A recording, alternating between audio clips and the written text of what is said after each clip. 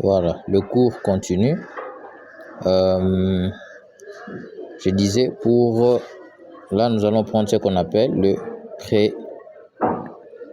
prédimensionnement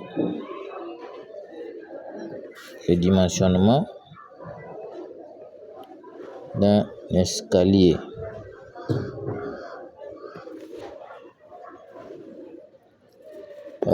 Il y a une différence entre prédimensionnement et dimensionnement.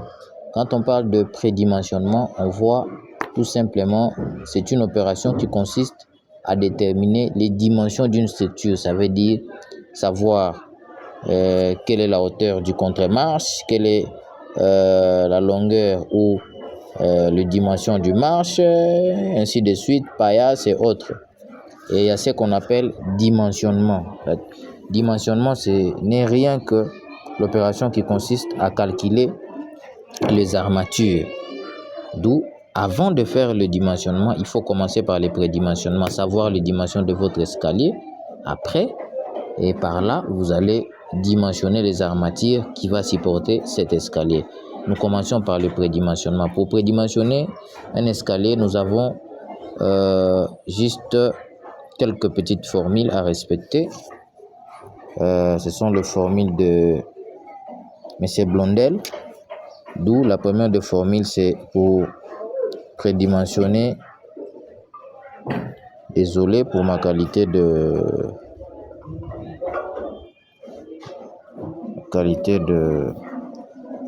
vidéo du caméra. Ma caméra a un petit souci. Je pense qu'on va essayer de résoudre ça. Voilà. Nous avons la première formule, c'est pour calculer notre foulée. Foulée, ça veut dire marche. Donc F est égal à 63 cm, ok, moins 2 multiplié par H, qui est le H qui est notre contre-marche. Notre contre-marche, c'est ce qui est le H. Ça, c'est notre première formule, c'est pour calculer notre marche. La dimension de notre marche, ça veut dire cette dimension de là jusqu'ici. Et la deuxième formule, c'est pour calculer notre contre-marche, la hauteur de notre contre-marche. Ce qui donne H, hauteur du contre-marche, est égal à 63 cm moins F qui est la foulée, divisé par 2. Ça, c'est notre deuxième formule.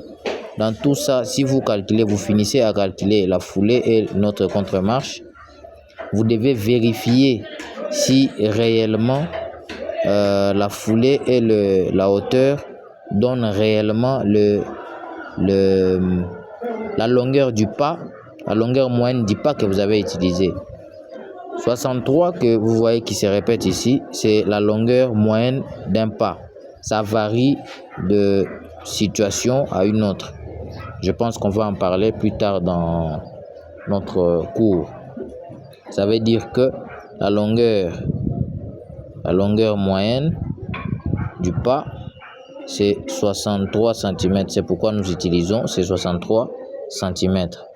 D'où, pour vérifier si réellement notre F et notre H répondent, il faut que 2 multiplié par H plus F nous donne égal à 63 cm de notre pas. Ça, c'est la formule de vérification. Donc, voilà un peu les formules qui nous aident à prédimensionner un escalier. Notez bien, pour prédimensionner un escalier, toutes les escaliers, je dirais, se prédimensionnent de la même façon.